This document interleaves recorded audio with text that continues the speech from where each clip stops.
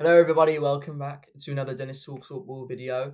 Sorry, I've gone on another hiatus of 2 weeks. I know I said I'd be back, but this is just a few things I needed to get done. But I will be back, especially for the game on Wednesday against Paphos. I think in the Champions League, it's going to be a nice return for us in the Champions League. Hopefully, it's going to be a nice New Year bounce in the Champions League. Maybe we get into the top eight. We don't have to force our way into the playoffs.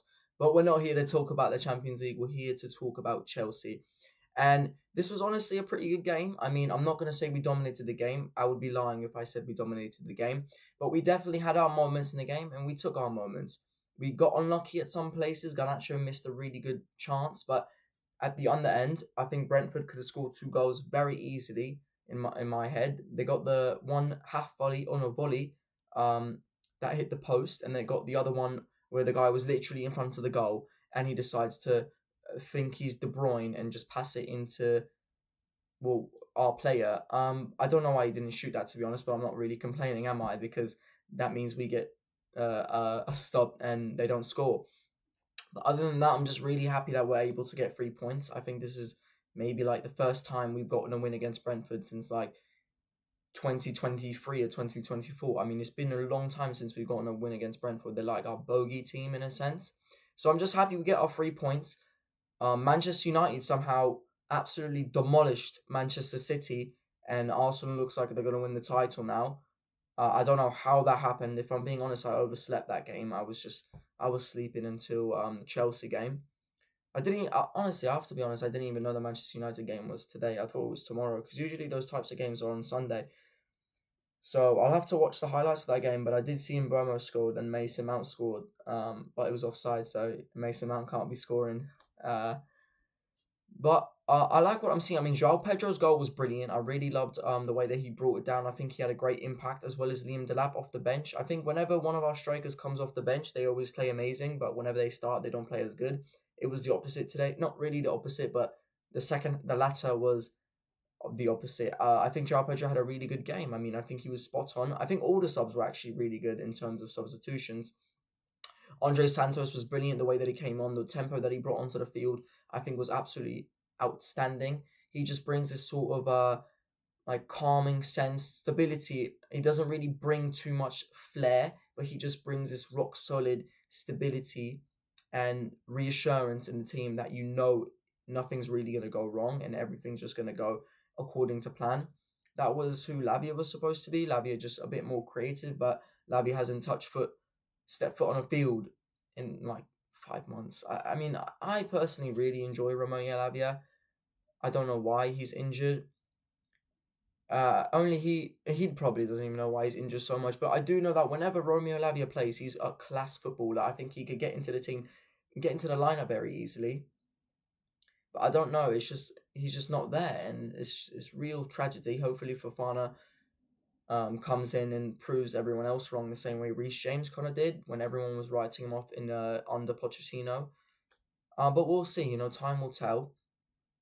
But not really. Like, I'm not too excited that we won the game. Obviously, I'm happy that we won the game, but we should be winning these games if we want to compete for top four. I know at the beginning of the season I said we're in the title race. That's obviously not going to happen anymore. I don't think we're in the title race. I really thought we had a chance this year, but I just don't think that it's where we are as a team right now. Maybe next year.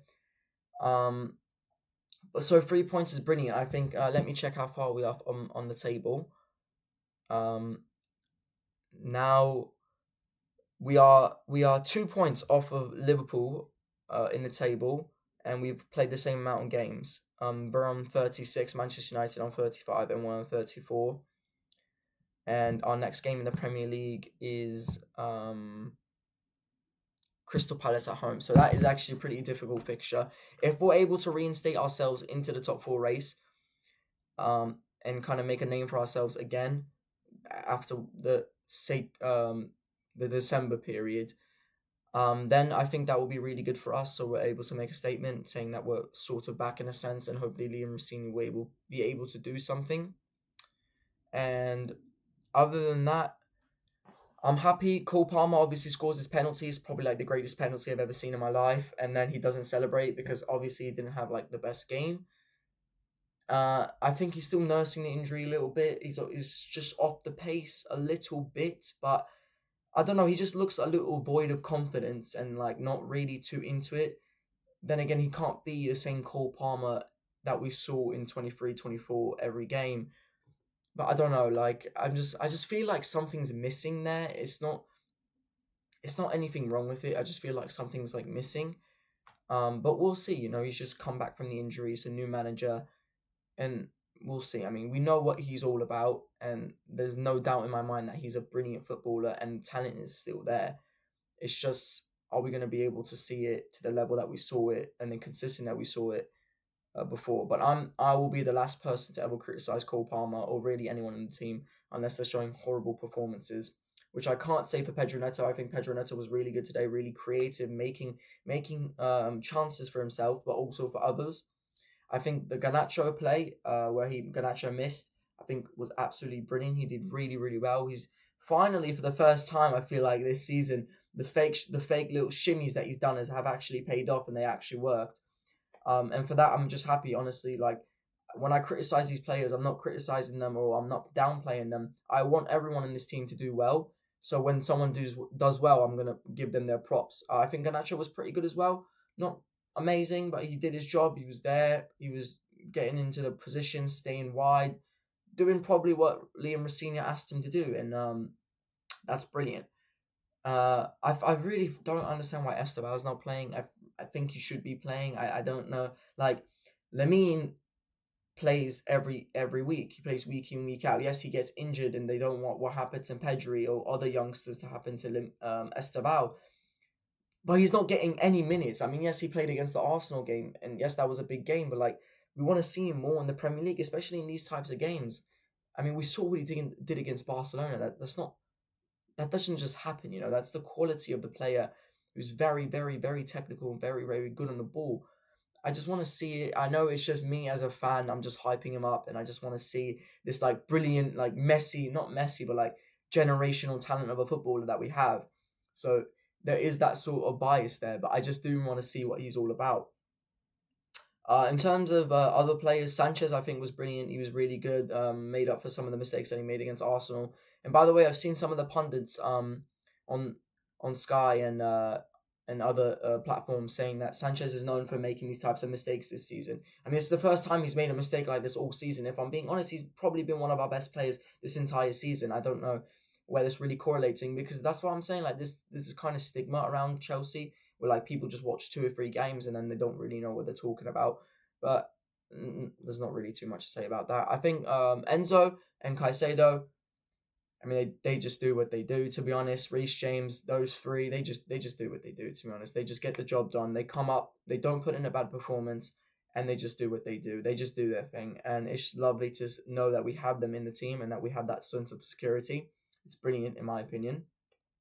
Liam Rossini, we saw him doing like these little paper switches. He did it like 3 or 4 times, giving lots of instructions. I don't know if he's doing that just for the fans to see that he's like trying to show himself as like a technical mind, or that he's trying to like showcase that he still like has this management to the players, or maybe he's just doing what a normal coach does. No need to overthink it.